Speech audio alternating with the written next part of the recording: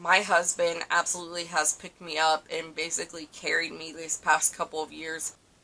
Hey guys, thanks for stopping back to my channel. My name is Mindy and today we are going to be doing a different kind of video than what I normally do. As you can see, The Sims is not in front of me, and that's because I want to take some time to talk to you guys about something a little bit different, and that is why I have been gone for the past month, a little bit over a month, and talk about mental health a little bit because it's really important to me. I think it's really important to have knowledge of and awareness of mental health, and it's something that we should be teaching our kids, our friends, our family. It's something we should be aware of in ourselves and our kids and our friends and our family. And so yeah, I just want to take some time today to talk about that. And yeah, let's get to it.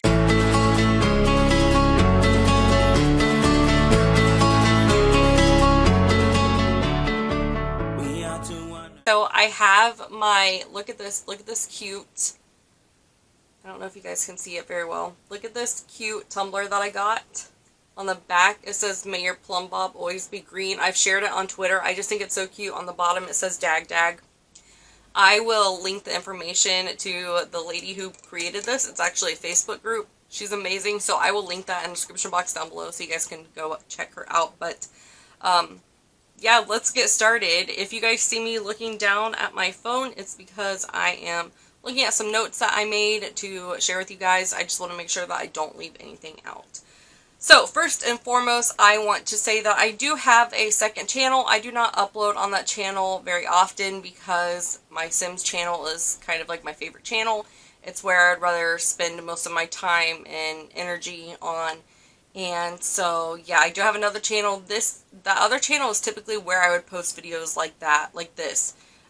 With my Sims channel, it's very much, I don't delve very much, delve? Is that a word? I don't dive very much into my personal life, on my Sims channel, too much. I mean, I have a little bit in the past, but, usually my other channel is where I kind of talk about my mental health and some of the things that I have been struggling with. But yeah, I like to keep my Sims channel pretty lighthearted because it's my imagination. Like, it's where I kind of get to escape from reality. But there are times like now where I have to face reality, where reality kind of intertwines with that imaginative world, and you have to take the time to step back and acknowledge it. And it's something that I just want to share with you because it has hit hard lately, and it has interrupted all of that. It's shaken my whole imaginative world, which has stopped my Sims. And yeah, I just think it's really important to talk about. So I thought long and hard, and I decided that I wanted to put this video on this channel. I'll probably link it on my other channel as well. I'm not sure. Like I said, I don't spend much time on that other channel. But if I do, I will put that channel in the description box down below if you guys are curious to check that channel out. If you want to get to know me a little bit more, you most certainly can. So let's talk a little bit about my history. I'm going to give you just a brief lowdown on everything because, again, it's on that other channel. About 9-10 years ago, I developed a little bit of depression. It was kind of like a functioning depression. I was able to work. I was able to, you know, take care of my home and my kid and my husband, and I was pretty much able to function, and my depression was controlled with just a simple depression medication. As the years went on, it was at that time too that I was diagnosed with endometriosis. If you do not know what endometriosis is, it is basically where the lining of your uterus grows outside of your uterus, and it typically grows on other parts of your organs, which causes extreme pain and extreme periods. So I will link information in the description box down below about that, which, by the way, before I get into this, I'm probably going to say this a few times throughout this video. I'm going to be linking information for everything that I talk about in the description down below. So endometriosis, awareness, mental illness, depression, postpartum depression, addiction, everything's going to be linked down below. So if you want to read a little bit more on your own, you most certainly can do so, because I just don't have the time to go through all of that with all of you guys. Although I wish I could, because I definitely would. So yeah, my doctor put me on pain medication that I didn't really take that often because it made me sick. And I remember one time just like being in pain one time and taking it and remembering that like I did feel good for like a minute, and I was like, oh, like I feel happy. But anyways, the time went on. I wasn't really like addicted at that time to any pain medication. Time went by. About 6 years ago, I gave birth to my daughter, and I developed postpartum depression. Now, I did not have this with my son. Maybe I did, and I was young, and I wasn't really aware of it. But postpartum depression with my daughter it was horrible. Um, Check on your friends who have just had babies. Check on them constantly.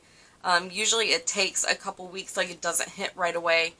For instance, I felt amazing after I had her. The first 2 weeks after I had her, I felt great. I was like on top of the world. I had two beautiful children. I was going great. And then one day I woke up and it just hit. So, don't think that it's just a couple days after. Keep checking on them. Check on them when they're 6 months postpartum. When their child is a year, check on them. Check on your friends regardless. But yeah, definitely check on your postpartum friends. Yeah, and my daughter was about 4 or 5 months. My dad was diagnosed with stage 4 lung cancer, and they gave him about 7 or 8 months to live. And this was like a slap in the face. Like, it came out of nowhere. I didn't know how to process these feelings. I didn't know how to feel about them. At the same time, I was in a lot of pain from my endometriosis, and I was taking the pain medication. And I just remember one day taking it and realizing that I was happy. And this was a feeling that I hadn't felt in a while. I felt happy. I felt elated. I had euphoria. Things were great. Even if it was just that synthetic, just for a brief moment, things were great. And that was when I really got addicted, and I just started realizing like how good I felt. I was also on Xanax, which is such a very dangerous drug, and I was just so good at hiding it. I talked to my one friend one time, and she was like, oh man, she was going through the same thing, and we were just both really honest people. We weren't, on the streets doing, heroin or anything. I'm not saying that people who do that are not honest people. I'm saying that we just seemed like, at first it just seemed okay.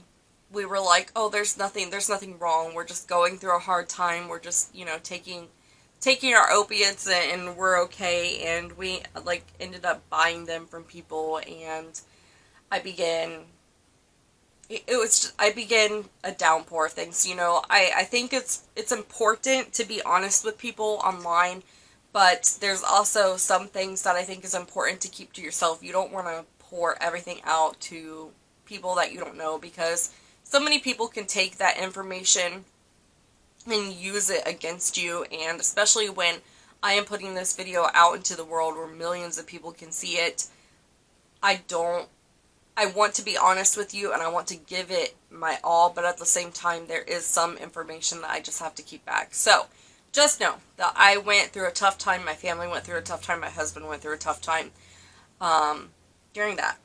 My dad did eventually pass away, and I spiraled. Like, I don't remember a lot of that time because of drug use. I have a lot of days that they're dark. I don't remember them. And I hate it. I hate that I have a past like that. I hate that there are days with my children that I don't remember. But I am a Christian, and I have repented my sins, and I have been forgiven. And so I have to forgive myself for those things as well and move forward. I'm happy to say that I am several years sober, and thank God that I am, because there were times that, I look back and I think I shouldn't be here. But Then, after that, about 2.5, almost 3 years ago, we had a suicide in our family, and just for the privacy of others, it was a very devastating suicide. It was a very brutal suicide. A family member of mine witnessed it, and after that, I became suicidal myself. I was picturing my suicide, like I was imagining it in my head, how it would play out.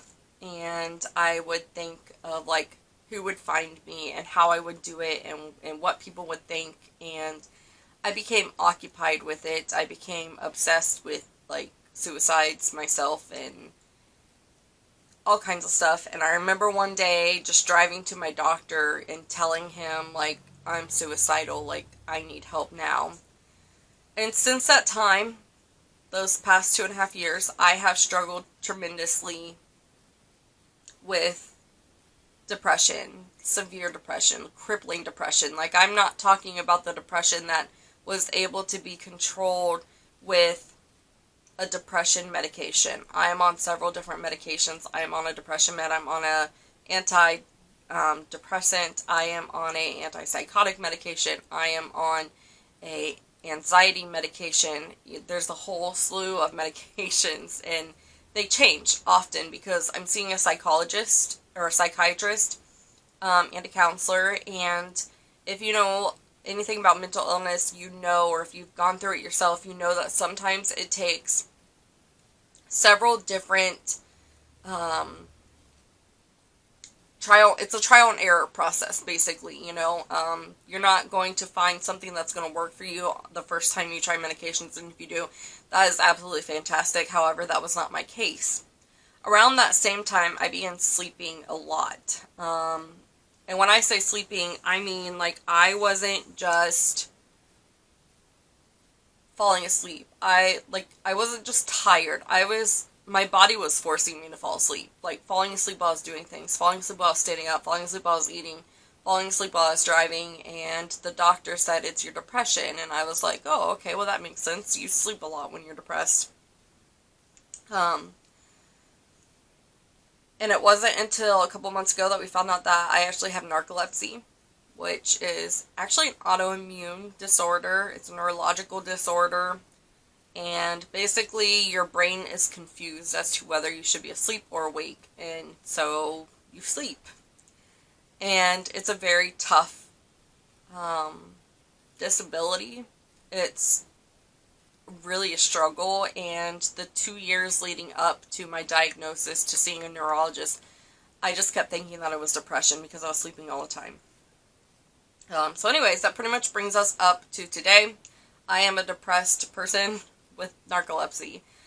As I said, my medications have changed a lot lately, and I've been, the past couple of months especially, my medications have changed, and some of them have caused really bad withdrawals, even if I've, like, tapered off of them. Some of them are known to have horrible withdrawals, and I went through another suicidal phase where I probably should have been committed, but I kind of, like, I refused to go. I didn't go in because I just thought, you know, like, I could just hang on, I could just get through it. I did, but it was tough. Which, by the way, I gotta take a minute to just dote on my husband, because let me tell you something. My husband is amazing. Like, there's nobody else out there. I don't know what it's like when people are like, I don't get support from my husband, like, he doesn't help with kids, he doesn't help with housework. I don't know what that's like.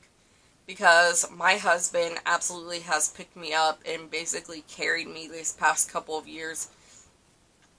He has stayed with me through addiction, through, you know, deaths in the family, and, you know, severe depression and narcolepsy, and where I have slacked, he has just picked up. Even though he works all day and I don't work, I'm unable to work. There are days that I go, there are weeks that I go days without taking a shower, and Did I say that right? There are weeks that I go days without taking a shower, or brushing my teeth, or taking care of the house, or you name it. And I spent a lot of time sleeping.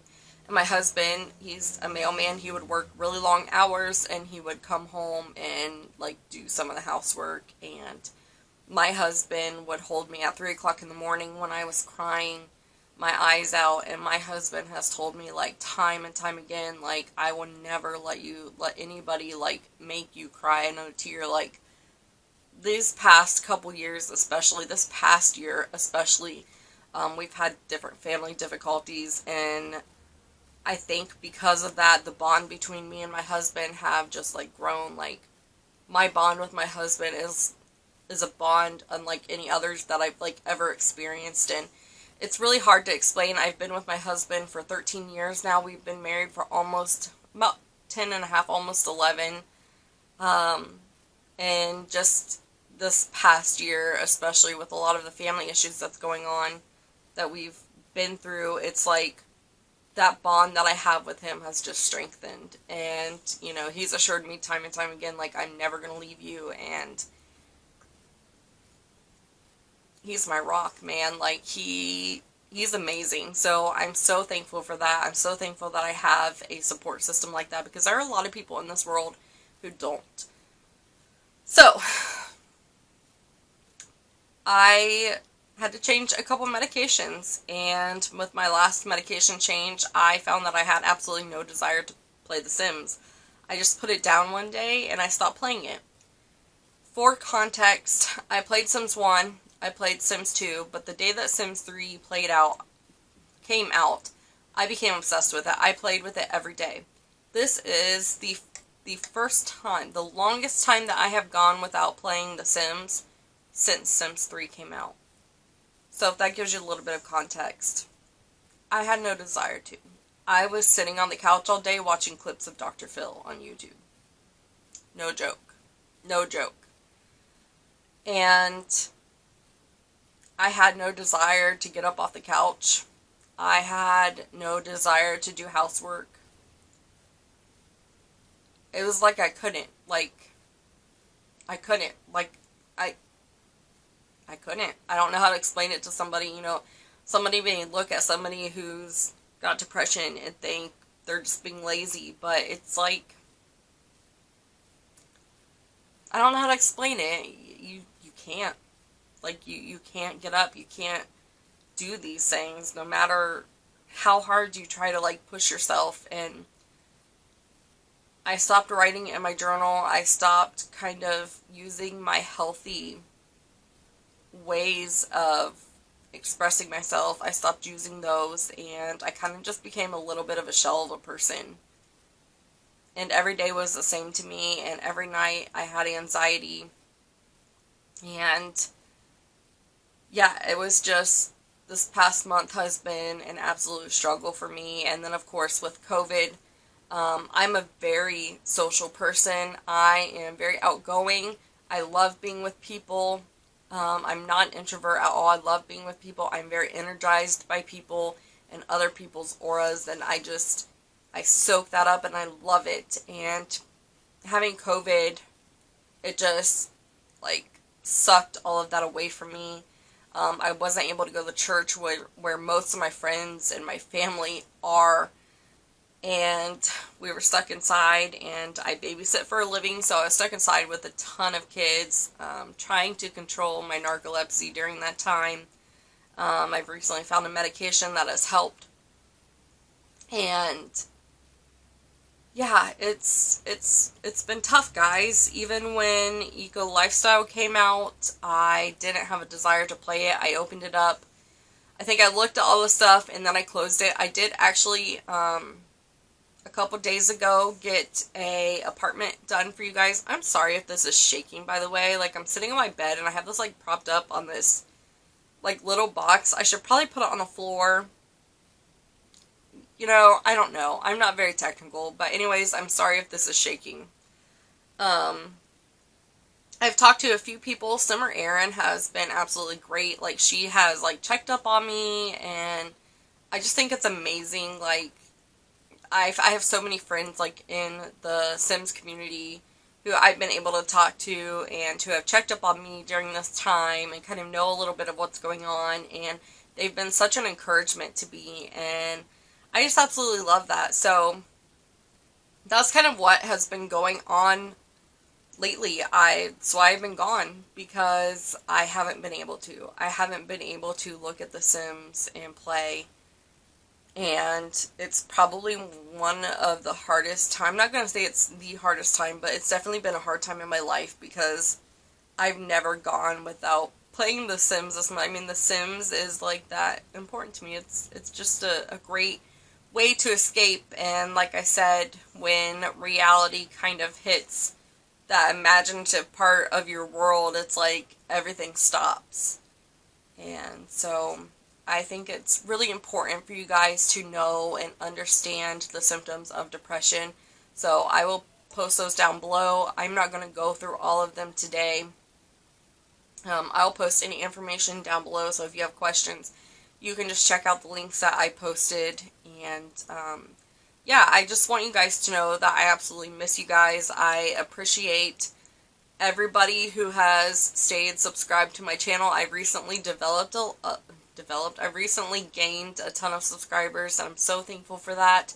I'm so thankful for the platform that I have. It may not seem very big to others, but it's really big to me, and I feel like it's important for me to get my voice out there when it comes to mental illness, regarding mental illness, and especially in the state that the world is in today. So, with all of that being said, thank you for listening, taking the time to watch this video. If you have made it this far, I really appreciate it. Let me know in the comments down below if you suffer with depression, if you know somebody who suffers with depression. Guys, we have to end the stigma of depression. There's a lot of people in this world who will not come out and get the help that they need, and I feel like if I am honest with you guys and I can pour myself out to you guys, that maybe it helps somebody else open up. And I think that's so important, because we need to be honest, and we need to start standing up and not being embarrassed to say, I can't do it. Like, we can't be embarrassed to say, I can't do it, I need help. Never ever feel that way. Like, if you need help and you know you need help, talk to somebody. Talk to me. Like, even if you don't know me, just talk to me. Get help. We have to end the stigma of mental health, and the only way that we're going to do that is if we are honest and we talk about it and we get it out to more people. So yeah, it's really important, and I hope those of you who do have mental illness can get the help that you need. And I also hope that I have shed a little bit of light on mental illness and how tough it can be, and how crippling it can feel at times. Like I said, I went days without showering or brushing my teeth or changing my clothes, and it's kind of embarrassing to admit that online, but I need to be honest with you guys. I need to tell you what this looks like. I need to tell you what it's like to feel so down that you don't want to live, to feel like you are not worthy of your husband. And there are people in this world who would probably tell me, like, oh, you don't deserve your husband, and screw you. Like, you know, it's just, there are times that I feel that way, and there are times that I feel like I'm not worthy of my kids. There are times that I feel like I'm not even worthy of being here. There are times that I feel like I shouldn't be here. There are times that I felt like I don't want to be here.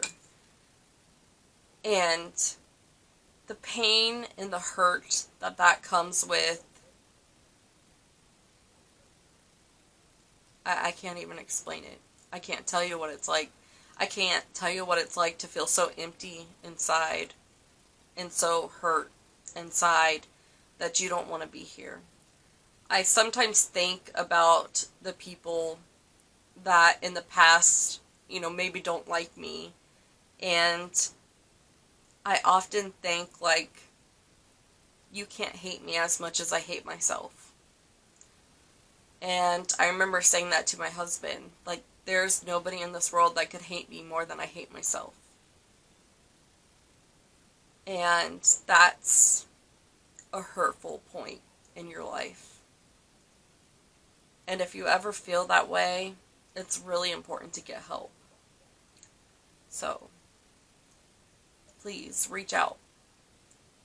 But that is where I have been, guys. And again, I just thank you for watching this video.